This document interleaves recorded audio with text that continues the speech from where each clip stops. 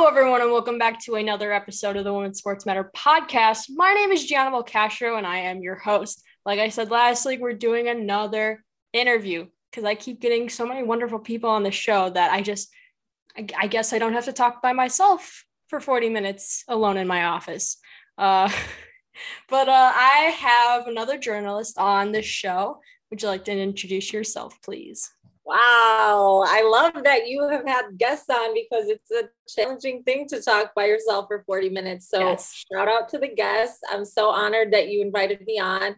My name's Annie Costabile. I cover the Sky and the Red Stars for the Chicago Sun-Times, but cover a wide array of sports topics as well. And really, with a focus on women's sports. So the Sky and the Red Stars are my beat.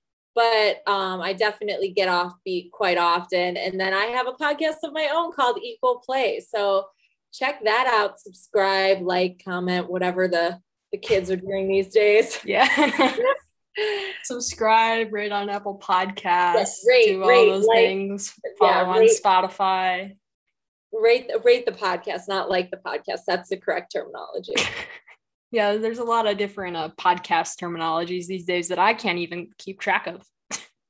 Yeah, I'm not super with it. And I am honest about that. I think it's important to be honest about your trendiness, your ability to keep up with the youngsters. And, I'm right in the middle ground, I would say. I don't even know where I fall. I mean, I'm 19, but it's like, I don't even know what's going on. 19? I don't know how to use social media, and I tell everyone that comes on here that I have no clue what I'm doing. I just sit here, I have a microphone, I'm wearing headphones, I hit record on Zoom, I post my episodes, see what happens. Guys, I'm 30, so I'm 11 years older than Gianna. That's fucking wild. I just had the youngest person on my show, well, besides my sister, because we did like a stupid little thing together a while ago, but I had a NASCAR driver on that's 22. Awesome. That's something that was posted today. Wow. So I was like, okay, finally someone close to my age. Like, that doesn't happen at all. No, most people become relevant as they get older. So cheers to you being 19 and having your own podcast. That's quite an accomplishment. It's just a hobby that started because I was bored during quarantine. A lot of us were. Super bored. I was like, what should I do in my spare time besides playing FIFA? Let's create a podcast because that's something that I want to do. Just happened. Yeah. Honestly, a lot of people went that route. Equal Play started during the pandemic, and it's honestly one of a project I'm most proud of in my career. So you're starting early, and that's a great thing. Yeah, I hope to keep doing this. I'm starting my sophomore year of college in a few weeks. So, and then doing all of that for the next few years, graduating, seeing what I'm going to do with my degree. Mm-hmm. Scary. Let's talk about school for a bit. You went to University of Iowa, and that is a school that I personally like to talk shit about just because it's one of my basic school listings. A lot of people that I went to high school with go to Iowa, go to University of Illinois, Illinois State, all those regular stuff for this area of the country. How did you decide that you wanted to go to Iowa, and how did you decide that you wanted to study journalism? Yeah, you know what? I will not disagree with the quote unquote basicness of Iowa. I also don't want that to sound like I'm throwing shade at Iowa at all. I absolutely love the University of Iowa. It changed my life for the simple fact that I found my passion there and got a degree there. But you're right. A lot of suburban white kids go to the University of Iowa, the University of Illinois, Illinois State, Iowa State even. It's just, it's the Midwest thing to do. So I actually was going to go to DePaul. I was pretty set on DePaul until that last month where you're deciding between schools. And I, again, was committed to going there. I just hadn't sent in my acknowledgement of my acceptance to the school. And before doing that, I just went to my mom and I was like, let's just go drive to Iowa. Like, let's see what's up. And so she took me, it was me, her, and my younger brother, Rocco, to see the school. And we just spent the day there. And I didn't even go on one of those lame campus tours. I just kind of like roamed around with my mom and my brother. And I really fell in love with the athletic environment. Like, we drove past Kinnick and it just seemed like that, what college was supposed to look like, what you see college look like in the movies. And at that time in my life, I wasn't like an ignorant person by any means, but I was definitely more comfortable going along with this image that I got from Iowa. And so,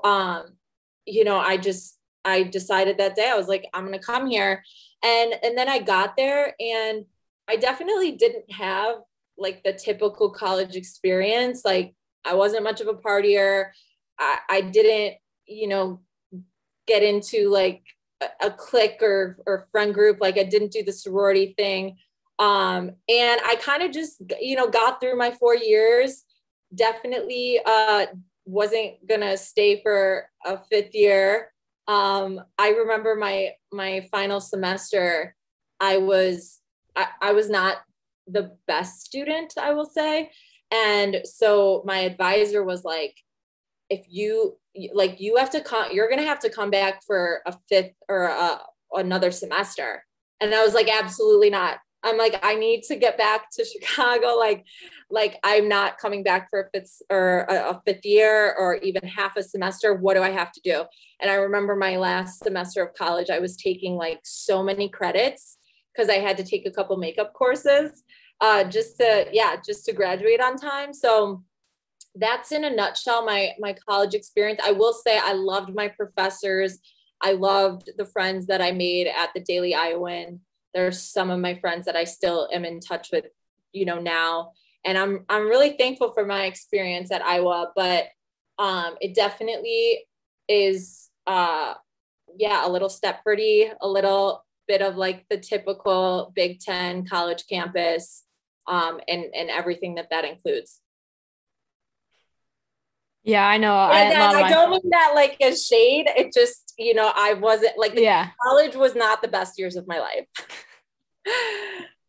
Yeah, I know a lot of people at Iowa State, all those schools. I actually, my college thing is super funny because I'm at college at DePaul right now. So I'm going community college route for now. My senior year of high school, I committed to IU Bloomington.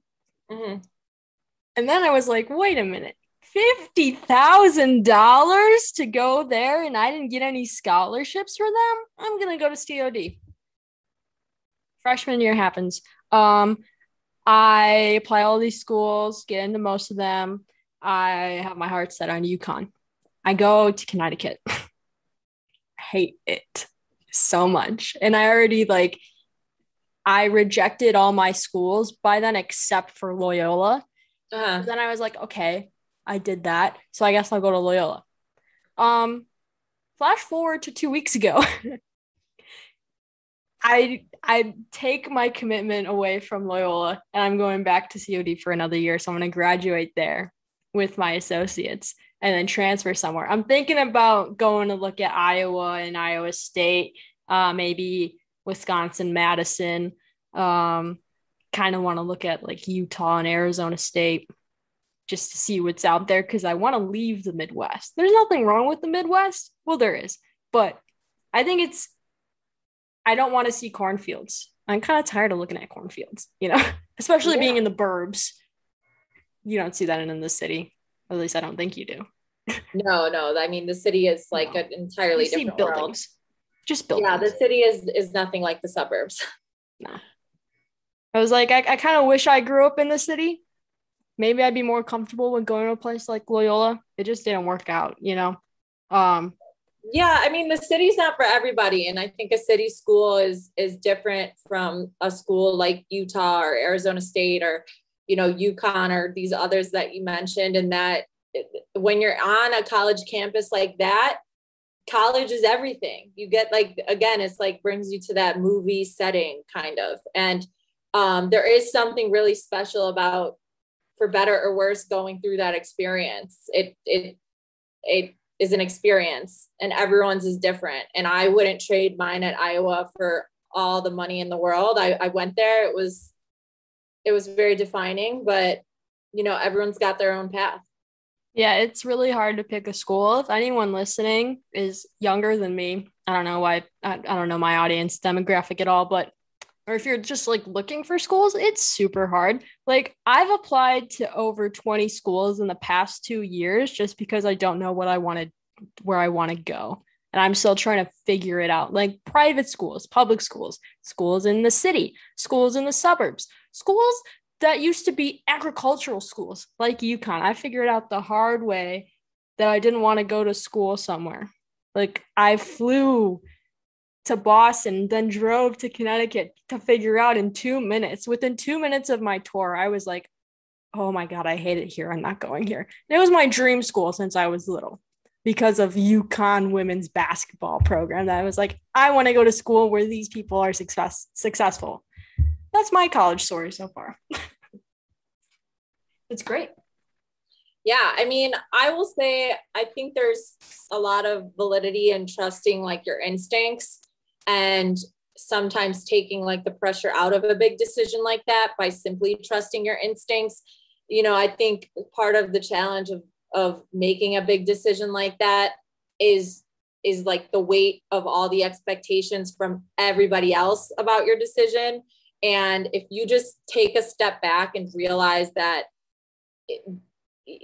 it's just college, you know, I think there's this idea, first of all, that everyone needs to go to college. That's absolutely not true. And then secondly, that, you know, it'll make or break your life. And the reality is our life changes 30 million times over. It changes every single day. So you could go to, like for me, go to the University of Iowa and, you know, get through it. Like I'm going to be real. It wasn't the best time of my life. And then some people look at college and are like, oh my God, I had the most incredible experience. It was this, that, and the other. It's like, if it's great. And if it's not, that's fine too. It's all part of your experience. So I think taking some of the pressure off of it can help you realize that whether you go to Utah or you go to Arizona or you go to Loyola right in your backyard, like it is what it is. Yes. Now, I hope my family's listening, because one of my family members who I'm not blood related to, like if this is someone that married into our family and everything, she was the only one that agreed with me that my decision to leave. So I hope my mom is listening, and my uncle and my other uncle and my entire family, because they do listen to the show. I will say my biggest like emphasis on college, or I think the most important aspect about college, is leaving your comfort zone. And that's why I'm very glad I went to the University of Iowa, because it wasn't this like, you know, I loved it more than anything in the entire world, but it took me out of my like bubble here in Chicago and showed me something different. And Iowa, you know, isn't even that far. So my advice to anybody listening is to get uncomfortable, because life isn't comfortable. And so if you're looking for comfort in your college decision, or wherever you end up going to college, you're already taking life experience away from yourself. Get comfortable being uncomfortable. And that's, I think for a lot of people, starts with leaving home, getting away from like the cozy environment you grew up in, and exposing yourself to something that's unique and different and new and fresh. And that is a great little story about college. Yeah. I hope my mom is listening to this show, so I can say, hey, I'm actually going to go to Canada for school. My best friend goes to school in Canada. He goes to Waterloo, and well, he's also a Canadian citizen. He's American and Canadian. His dad's from Canada, so he got to go to school for cheap. Mm-hmm. Lucky him. Anyway, so after you graduated from Iowa, what happened next? Did you work for a local newspaper in Iowa, or did you come back to Chicago?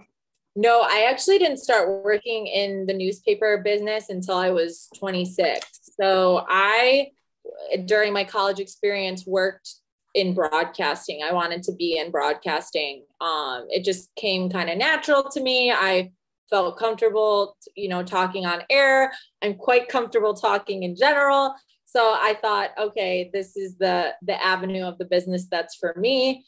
And so when I graduated, I was applying to a bunch of local, news stations across the country, like everywhere from Alaska to Hawaii to Texas to Maine to literally everywhere and anywhere. I probably sent my tape out to over 100 news stations and didn't hear back from anybody, like nobody. So I came back to Chicago and I was just looking for a job, and I saw that the Chicago Fire were hiring marketing interns. So I applied for a marketing position with them as part of the street team. So we were just going out and basically encouraging people to come to games. And then at games, we were passing out different, I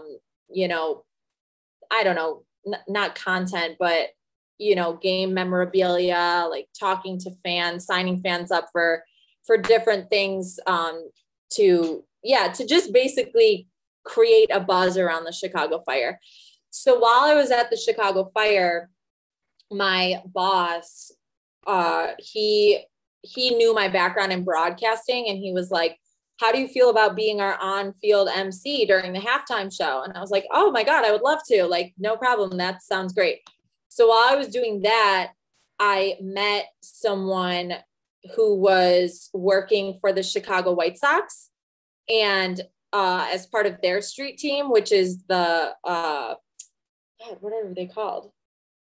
The people that throw out the t-shirts. Yeah, you know what I'm talking about. You're a Sox fan. I'm blanking on the name though. Me too. I'm blanking on the name, but so I applied for a job doing that, got that job, spent a summer doing that. And while I was at that job, I met this stats person who worked for the Comcast network, who gave me, a contact for the director at the Comcast network. And then that's how I got into sideline reporting and broadcasting with the Comcast network, where I spent about 4 or 5 years. And so while I was there, it just was a lot of highs and lows. I think anybody who freelances understands that. And so during that time, I was applying to a bunch of what I thought were stable jobs, again, like local reporting jobs across the country, and nothing was clicking. Like, no matter where I sent my tape, they either didn't get back to me, or I was just hearing no. I honestly didn't even get many interviews most of the time. And so I remember right before I got my job in Mississippi, I went on vacation to stay with my aunt who lives in Florida. And while I was there, I was like, this is it. I'm going to apply to all kinds of jobs, not just broadcasting jobs, writing jobs too. And if I don't hear back, then maybe this is like the universe telling me I need to go a different route. And at the airport, before getting on the flight back to Chicago, I got an email from my editor, the editor I worked under at the Clarion Ledger in Mississippi. And so that started my career in newspaper writing. And then from Mississippi, I came back here to work for the Sun-Times. It's quite the journey. Yeah, it was an interesting, I would say, start to my career. Yeah, going all the way to Mississippi. Never been there. It's a great place. I love Mississippi, and I love all the people that I met while I was down there. So for the Sun-Times, you're the Sky and Red Stars reporter. Is that what you first started doing, or did you write about other stuff? No, when I was originally hired by the Chicago Sun-Times, I was hired as a multimedia journalist that was sports focused. And so when I got to the Sun-Times, I was going out on a bunch of assignments to take photo and video for the other reporters' work. and then writing stories on my own. Sometimes my editor would send me on assignments that were maybe what the beat writer like didn't have time to do. You know, when you're covering a beat, you're very focused on the day-to-day, which is like game stories, like breaking news, all that kind of stuff. So some of the feature stuff gets like left by the wayside. So my editor would send me different assignments that were more fun, that like, again, the beat writer didn't have time to do themselves. And so I was writing a lot, doing more feature stories. And then I noticed just a gap in our coverage. And what I noticed was that we didn't have any coverage on Tierna Davidson, who the Red Stars had just drafted. She was the number 1 overall pick in the 2018 NWSL draft. And I just remember thinking, okay, if we had the number 1 overall pick in the NBA draft, like it would be front page news. And so I remember just emailing my editor and saying, hey, like, can I do a feature on Tierna Davidson? She was the number 1 overall pick. She's incredible. She's like the future of the U.S. women's national team, and she's here in Chicago. And so that really started my coverage of the Red Stars, which literally started with just that one story. And then every week I was like, we need to have a story done on the Red Stars. And it honestly just exploded from there. And now there's like no going back. You know, we would never go back to not covering the Red Stars. It just wouldn't happen. We're doing it, and there's just nothing else to it. Taking initiative.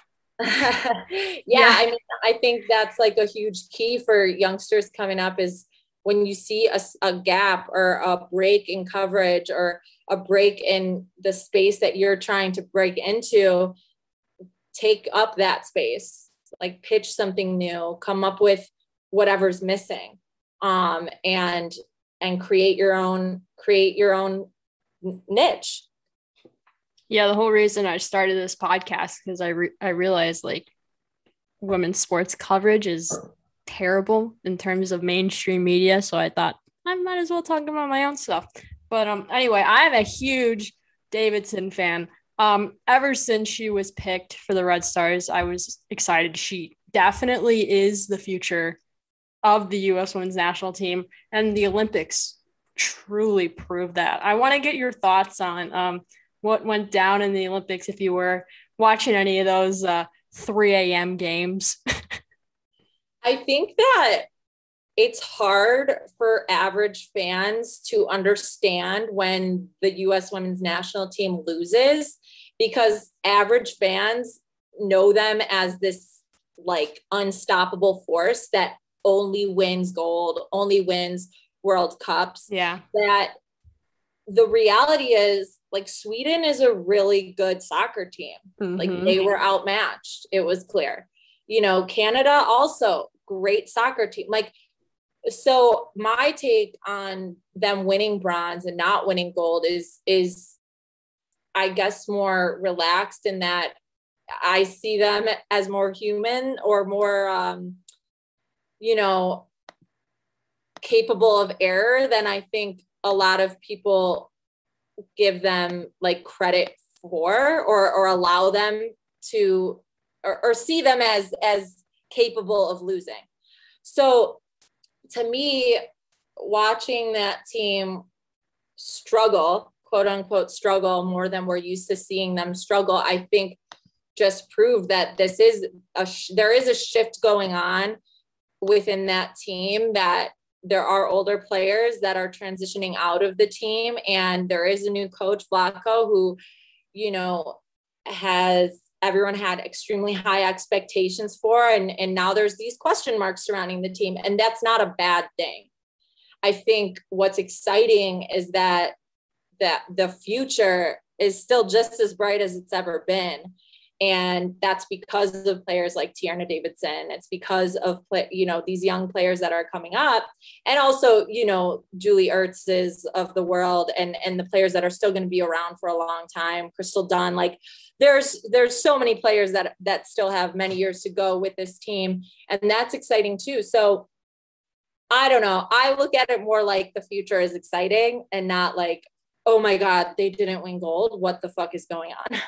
Yeah, I didn't stay up to watch the games, but my cousin did because she, I guess, doesn't want to sleep. I don't know. When the games were happening, it was like I was working and I didn't get home until 11 because, baseball takes forever. Yeah. Extra innings and all that glorious stuff where I'd get home at like 11:30, 12, depending on the time that we ended. But anyway, I'd ask her to text me the results. So when I wake up in the morning, be like, I don't have to look through Twitter. I don't have to look through Instagram. I just want to see what my cousin says. And when I woke up, when they played Canada, I was like, shit. That's what I said. I was like, this is okay. But they won bronze. Like, one thing that people don't understand is winning a medal is a good thing. It's not. But that's the point is like people have such high expectations. Average fan, I mean, all fans have such high expectations for this U.S. women's national team that winning bronze was disappointing. Whereas in reality, winning a bronze medal at the Olympics is really special. And I think even the players, there's this disconnect from like reality because it's like this well-oiled machine. They don't lose. So winning bronze is like, I don't know. It's hard to even explain. I was happy for them. I'm also an Australia fan. I'm like rooting for Australia. So it's kind of like this disconnect of like, I like Sam Kerr and I like the Australian women's national team, but I also like the U.S. women's national team. I was like, I wish that wasn't the matchup that happened, but yeah. And really quickly before we move on, you've been following the Sam Kerr and Christina U.S. thing, right? Where have you seen that tweet where it's like they're lesbians? They're lesbians, Stacey. Yeah. I do have to just shout out my friends Sandra and Claire right now, who also cover the Red Stars. I'm not kidding you. Every game I've told them, I'm like the biggest fan of this relationship, this like news. And every week we show up to SeatGeek. I'm like, oh my God, you guys, like this happened. They commented this on each other's photos. Like, I feel like a kid in high school that I'm just like, this is so adorable. Like we're all tracking the Sam Kerr newest news. But yeah, no, that was a hilarious comment about sportsmanship. And then sportsmanship. Someone that was like, they're lesbians, Stacey. Yeah. That was like, when I first saw the pictures of them hugging on the field, I was like, okay, I know what's going on here.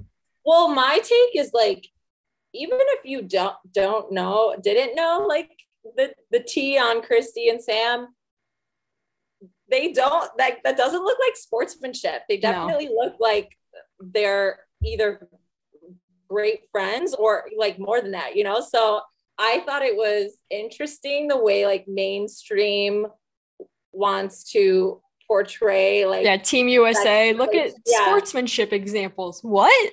Right. Or like just relationships, like gay relationships as like sportsmanship. It's like, it's okay. They're lesbians. Like, they're, that's okay to like say this couple, or rumored couple, share a moment on the field after the game. Yeah. So I thought that was interesting. I just think it was, mainstream media's way of controlling a situation that they had no control over. They're lesbian, Stacey. Lesbian, Stacey. I think there are t-shirts that are being made. Oh, that is great. That is beautiful. I saw that. Like, where the t-shirts are the t-shirts ready yet or something? So I don't know. Keep your eyes out. There might be t-shirts coming. Yeah, when I saw that tweet, I was like, oh my God. This is Yeah, great. it was definitely funny. And then like less than a week later, they posted their first couple pictures. So it's official. Sam and Christy are an item. Mm-hmm. Best couple in women's soccer right now. Yeah, I mean, they're definitely a trendy couple. Yes. If we were People News or People Magazine, I think that's what we would be writing. The trendiest couple out right now. Yeah. And Tokyo also there was the most out athletes ever. And I think combined with all the Olympics, which was pretty damn cool. And I saw a TikTok of someone scrolling through like Out Sports has like a whole list, and someone was just scrolling through the women's soccer section of it, and they were like making fun of the fact that had the most queer athletes, which I love a good joke. TikTok is something else. TikTok really is something else. And I do think it's great that the number of athletes that are out, were on display at Tokyo and during the Olympics because, just for so many reasons, but mainly for young fans to be able to see, honesty on display like that, just like real life on display like that. Because when I was younger, reality wasn't reality. Reality was like this controlled image. And so it's great to see, and not even just in regards of being, how someone identifies, but just in every regard, we're seeing like a level of honesty from not just athletes, but people who are looked at as, these role models. And it just really is important for, our next generation of youngsters that are going to come up and feel okay to be themselves. In my humble opinion. Yes. Always great to see such great role models from different countries, especially with Quinn being the first trans person to ever win an Olympic medal. I think right. They're super cool. Huge fan of them. And that's just, it's like the importance of that they're, because that's not, and I guess I don't want to speak for them, but that I can't imagine is an easy thing or a comfortable thing to put yourself in the position to be the first. There's a lot of, I'm sure, anxiety and nerves and fear that comes with that, but they did it. And now anybody else coming up behind them will be able to stand on their shoulders. Like that's so powerful. It's just really important. So yeah, I can't say enough about that. Yeah, they're one of the coolest people in the NWSL, in my opinion. Speaking of the NWSL, let's talk about Rise. this weird partnership that's happening. Yeah, I obviously, like everybody else, was immediately saw fans' reaction and even players' reaction to the partnership and was, intrigued by the backlash. And as a reporter, I quickly knew, okay, this is something you're going to write about. You have to write about this because for the number of fans to react the way they did, obviously, that's newsworthy in itself. But then you go into the board makeup of this organization that stands on, inclusion and diversity, but their board does not reflect that. Not at all. Yeah, that's a story too. And so, I think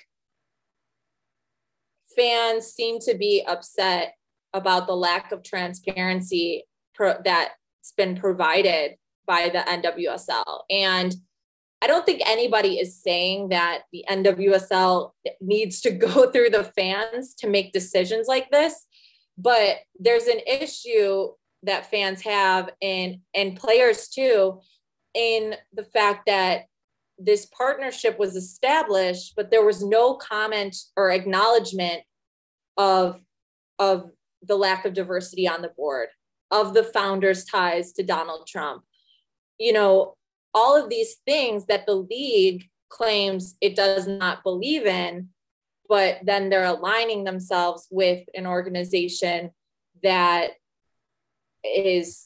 makeup is very undiverse and is again tied to its founder is tied to Donald Trump. So, that was something I really wanted to understand better and reached out to the league, was not given a comment from the league. They said that they, everything they had to say was in the press release, which, as we all know, press releases are very like fluffy and say the sweetest things. So there wasn't anything that, of substance in the press release. And so I was really thankful that Rise's CEO, Diane Billings-Beerford, was open to talking with me on the record. And so Diane is incredible. She's a Black woman CEO of Rise's organization. And, we had a very honest conversation about the makeup of Rise's board. And she said flat out that they have a diversity issue. And part of that, or her assessment of that, is that their board is a reflection of our society as a whole. And so while I think that's valid, it's also like you have control who sits on your board. So if you see a diversity issue, how are you changing that?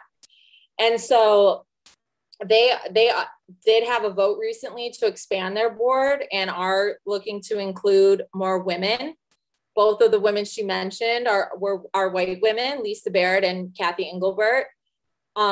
So I think that what fans seem to be looking for and what players seem to be looking for is just more honesty and transparency and explanation on some of these decisions.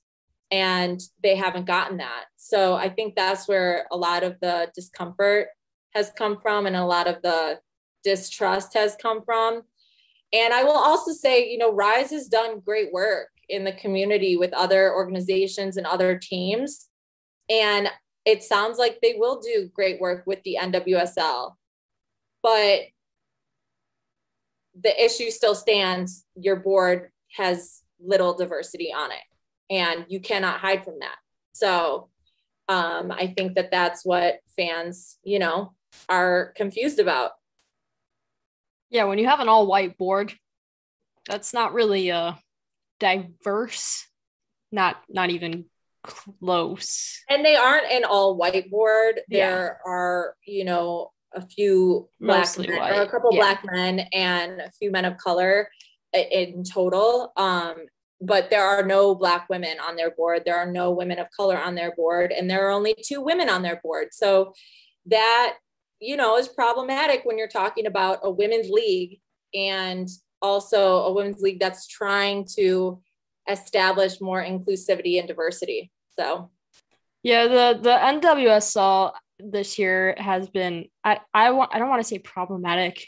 I feel like there's a better word for it, just with so many different things going on. A lot of coaches.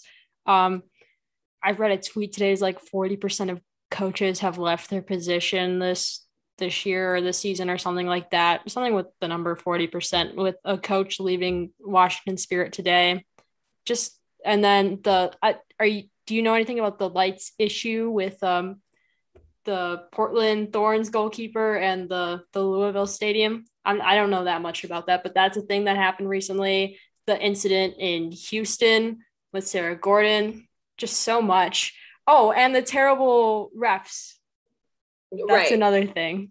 Right. And that's the thing. All of these issues lack transparency. The league doesn't speak on them. There's no clarification.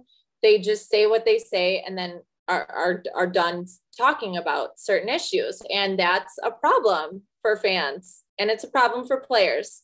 So, I think that obviously the NWSL is still very young. There are a lot of things that the NWSL needs to get figured out. There's a lot of things that need to change for the betterment of players. And, I guess we'll see what changes and how quickly. I have no idea, but I can say from my experience writing this story and speaking to different sources in the league, across the league, there is a discomfort with the lack of transparency on issues that matter. Yeah, it's just, I've never been to an NWSL game. I've just follow on Twitter and I watch whenever I can. Just seeing tweets from players and reading reports about coaches and players, it's like, I'm sure they're uncomfortable with a lot of stuff that's happening right now and they really don't have a say in it. And it's just painful to watch as a fan. And also that's someone that, talks about it within a podcast. It's a really bad situation. Say that the Black Women's Players Collective and the NWSLPA were involved in the partnership with Rise. They were included on planning calls. So there are definitely players who knew about the partnership.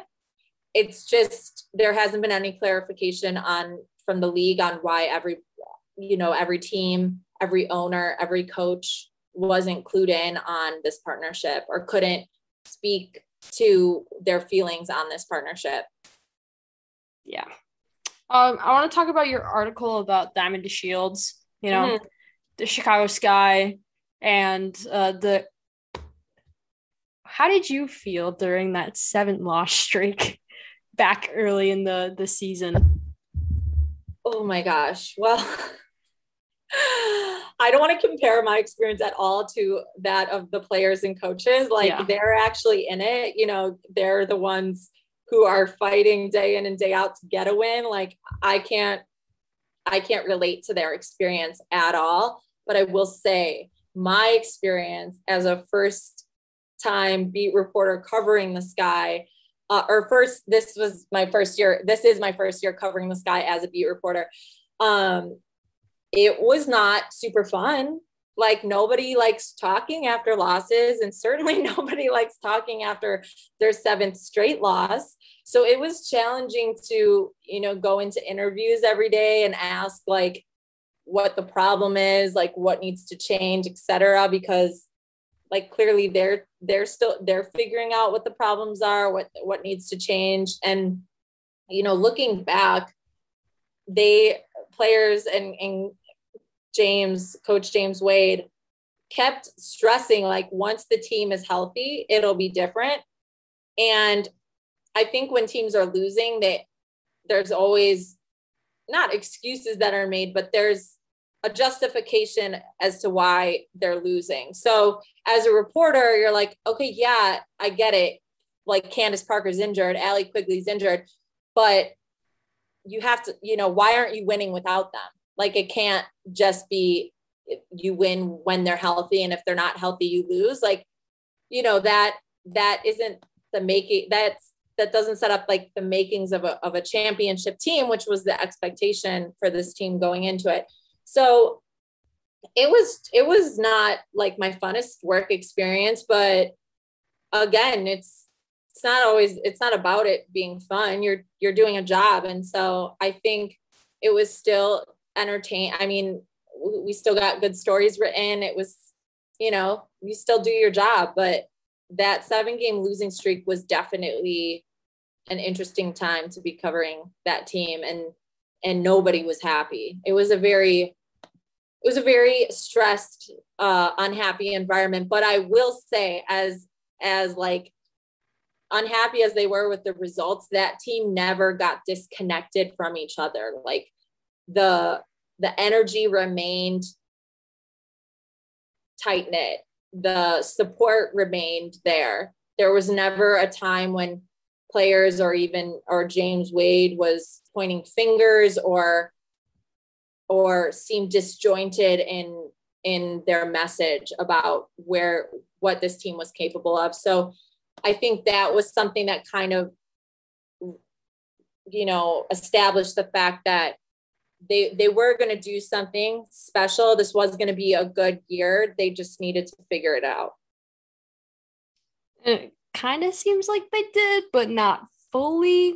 I know they lost their last game before the break, but there's high expectations for after the break, obviously, with that starting up again soon, especially with Diamond to Shields. Yeah, I mean, there's some consistency issues for this team.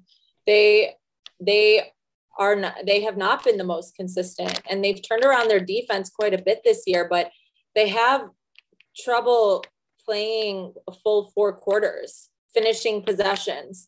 And that's led to some of these close losses that we've seen. They've lost, of their 10 losses, I just wrote this out. 8 of their 10 losses have been by less than 10 points, and 5 of their losses have been by 5 or fewer points. So when you're looking at that statistic, it's frustrating, because there's a lot of games they should have won, and it came down to little let ups where they let up on their intensity, they let up on possessions, and it leads to losing by 5 points or less. And so I think that if they can establish more consistency on defense, which this is a team too that runs its offense through its defense, they want to get steals, they want to score in transition, they're disruptors. So if they can do that, then the second half I think we will see more success from them. But you're absolutely right. It wasn't the first half that, fans expected, or the team even expected. Injuries obviously played a role in them being 500 at the break, but you can't ride that excuse into a championship. Yeah, don't count out the sky just yet. I know they've had like some disappointing recent like playoff games. All I can think of is the Hamby heave. That's something that comes into my mind. I had James K on this show a few weeks ago, and we were talking about that, just like reliving that moment of watching that on TV. I was so distraught. I was so excited for the last few seconds, and then that heave happened, and I just fell to the ground, and I went like this, put my hands in my face, and I was like, oh my God, they just lost this game because of that. Yeah, and I think if you look at the player, because Courtney Vandersloot turned the ball over, and it led to that heave. And so when you think about the caliber of player Courtney is, I mean, she's their leader. She's their stoic. She sets the tone.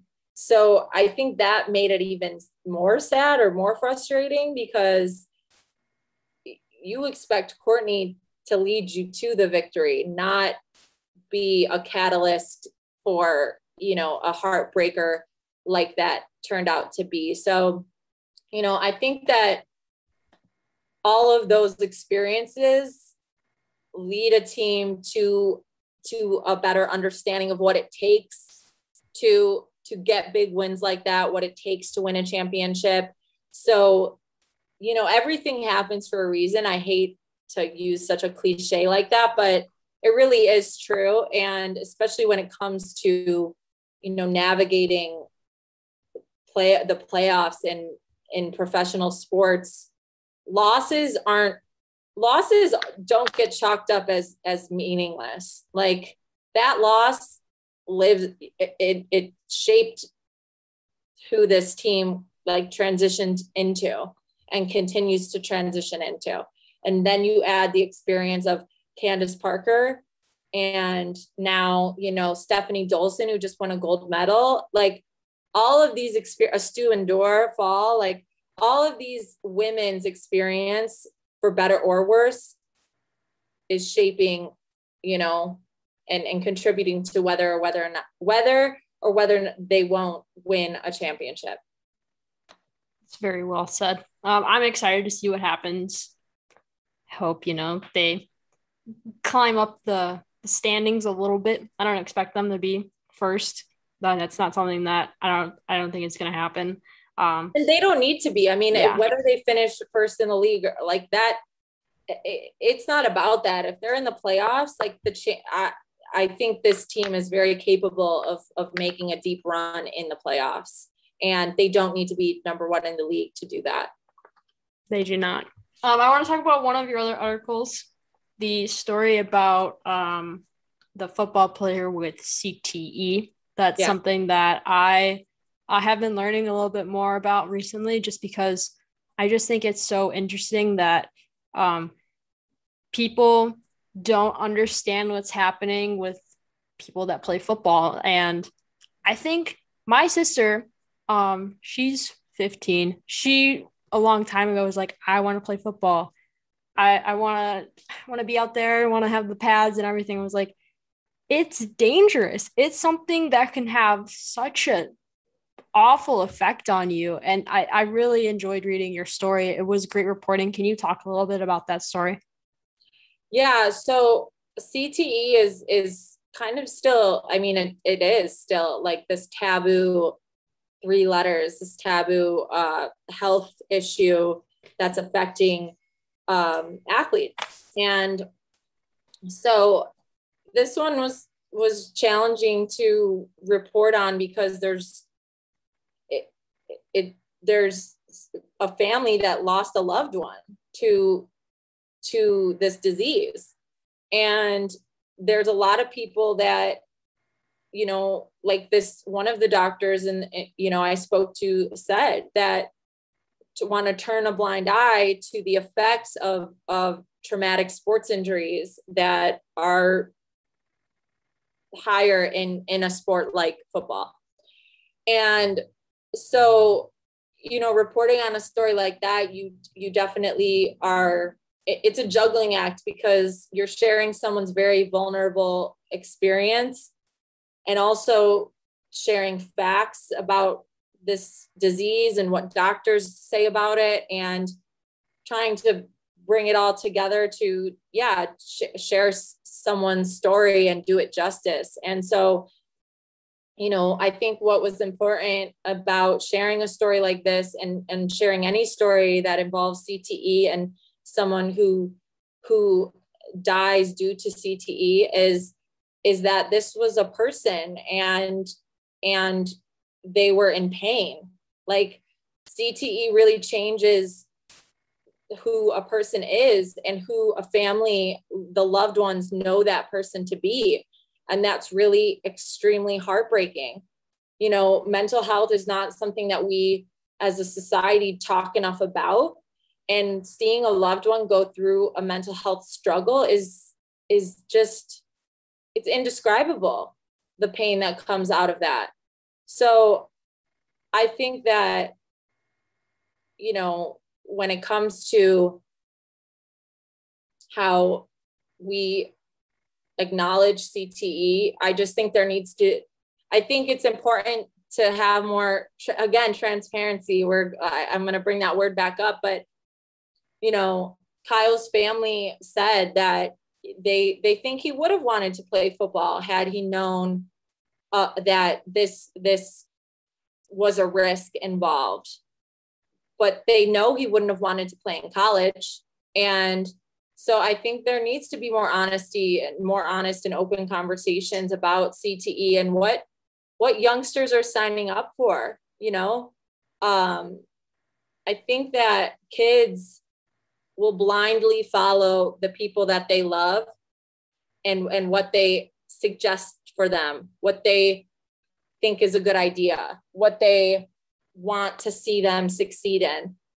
And it's on the adults to be more to protect these kids that are playing this sport and other sports like it. And again, Kyle's family took every precaution. They didn't want him they didn't let him play until he was older. And it was still something that ended up affecting him. And so I think that sports like this really need to take a hard look at what needs to continue to change, because football, there's already been a lot of changes that have been made at least at the professional level in the NFL, and then obviously in the NCAA too. There's, rules that are implemented, but are we holding these rules accountable, programs accountable, coaches accountable? Because this disease is truly, truly heartbreaking. And hearing the stories from doctors who are dealing with patients and families that have lost loved ones, it's like slowly watching someone disappear. So yeah. It's hard. Transparency and education are super important. I think that should be something taught about in health classes. I never took a health class in high school because I went to Catholic school for 2 years first, and then I transferred over to public school. So I never got that beautiful public school health education class. But I think that's something that should be taught in PE and health class, because it's so important to be educated on this type of thing. Yeah, I mean, education on mental health in general is lacking. And I think that, CTE is something that's brought on by head trauma. So there are things that people can do to prevent it. And the awareness of those things is not even being, people aren't being educated enough on what can be done to prevent CTE from happening. And there also isn't enough research on how CTE is affecting women. I think, what was the number of women's brains that they had in this brain bank? It was less than 30 women's brains. I think it was less than 10 women's brains that they had in this brain bank, of the hundreds that they have of brains. So it's scary to think also that there isn't even research available on how CTE is affecting women's brains.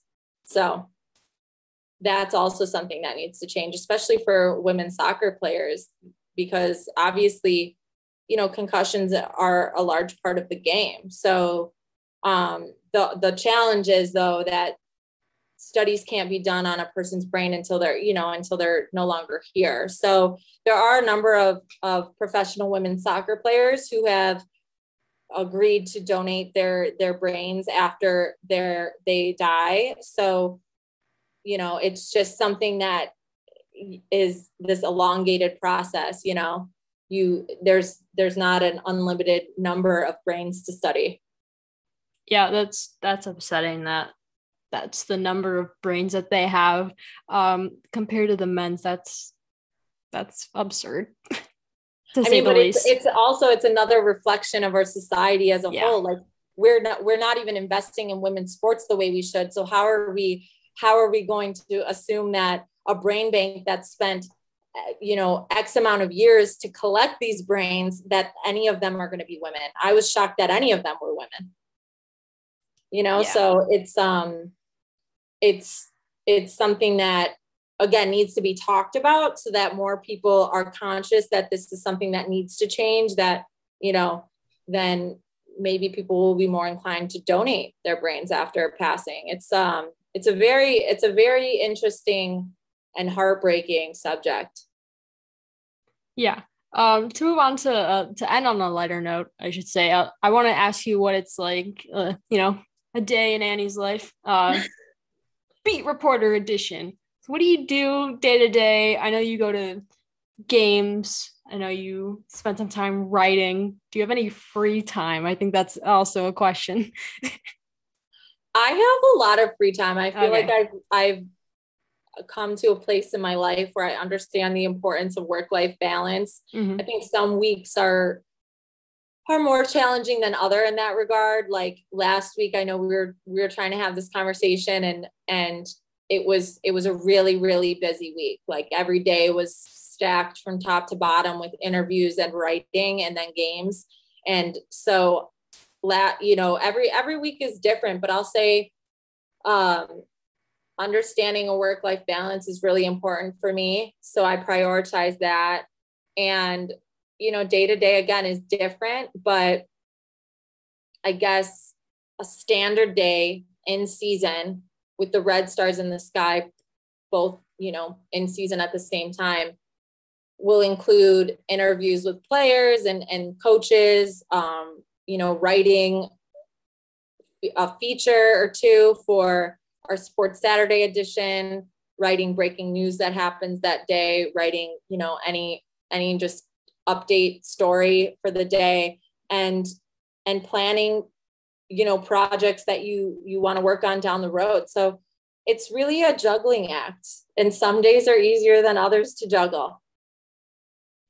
Do you know how to juggle in real life? I don't know how to juggle in real life, and I'm always learning how to juggle in work. So not a good juggler in work, and definitely not a good juggler in real life either. I was going to say, it'd be pretty impressive if you knew how to juggle in real life and then you juggle work. No, I remember, trying to juggle on various occasions because it always seemed like a cool thing to do, and never mastered juggling. I don't really care for juggling. I always thought it looked pretty cool. Like, I always thought juggling was a skill that was impressive to me. I guess learning how to juggle work is more important than learning how to actually juggle. I think, again, the work-life balance is really important. Yeah. And unfortunately, like, the younger you are in your career, the more sacrifice you have to make in that regard. And the older you get, the more you learn how to, say no to things, or you have more of a privilege to say no to things. And you just have a better understanding of just what it means to be successful. It doesn't always mean like working yourself ragged. Like, it doesn't.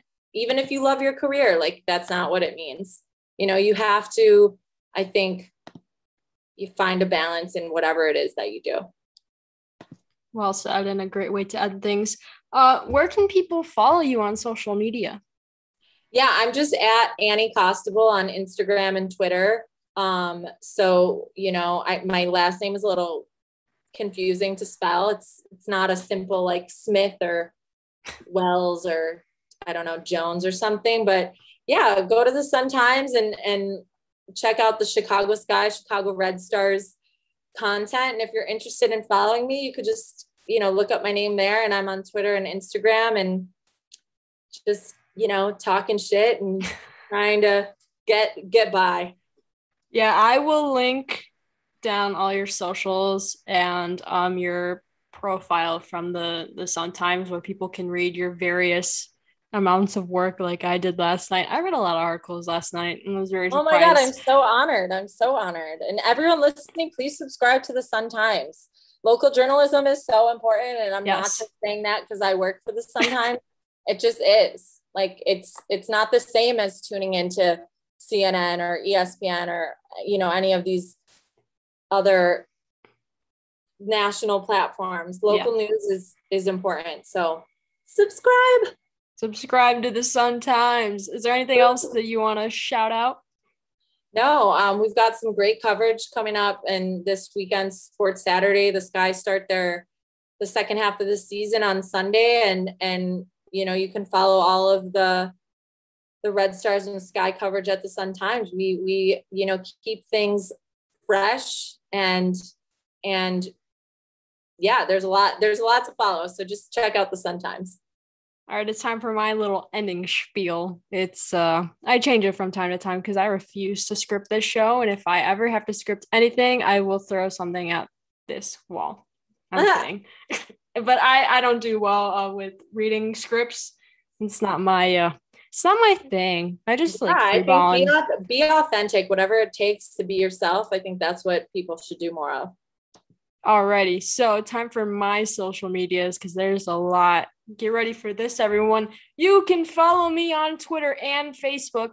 The same handle. Are you ready? It's at WSM Podcast. Get it? Women's Sports Matter, but only the first letters of the title of the show because I am super creative. Anyway, let's move on to Instagram. You can follow me at Women's Sports Matter. I'm trying to start on my YouTube again. I'm kind of struggling with that a little bit. It's a lot of work, and I just don't really have time for it.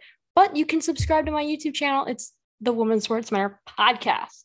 You can get this podcast wherever. I'm serious. Apple Podcasts, Google Podcasts, Spotify, Red Circle. That's a thing that I'm using now instead of Anchor. Bye-bye, Anchor. I'm not an Anchor anymore. So to my cousin Michelle, I'm glad that you caught that because she was struggling to find my show on there. And I was like, I just changed platforms recently. Anyway, I'm all over the place. You can find where I'm located, all these different podcasting platforms. It's in the description. So many different ones to choose from. I want to talk about vaccines.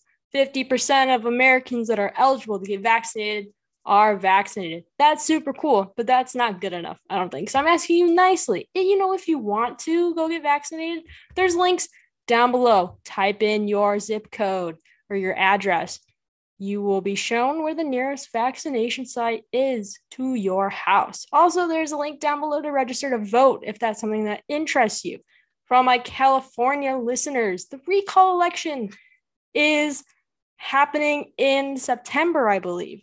So you should participate in that if you want to. Again, I'm not pushing you to do it, but it's something that I'm suggesting that you do. I'm asking nicely. Hey, maybe participate in local stuff that's happening. I got nothing else to say. Subscribe to this show. Subscribe to the Sun Times. Subscribe to Annie's podcast. Read Annie's work. She does a great job reporting. I love her work. It's super, super cool. I've got nothing else to say.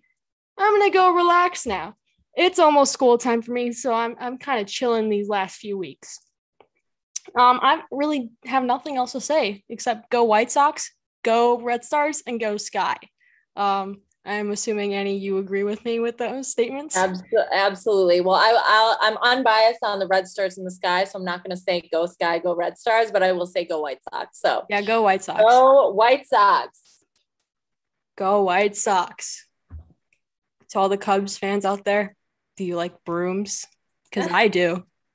I really like brooms because you got swept. Anyway, that doesn't matter. I'm ending the show here. Thank you all so much for listening to another episode of the Women's Sports Matter podcast. I'm your host, Gianna Castro. I will see you next week with another interview because I just keep the ball rolling and I'm talking to so many different people. That's right. Another interview with a football player. What? A female football player? Yeah, that's right. That's all I'm going to spoil, but I will see y'all next time. That's all, folks. Bye-bye.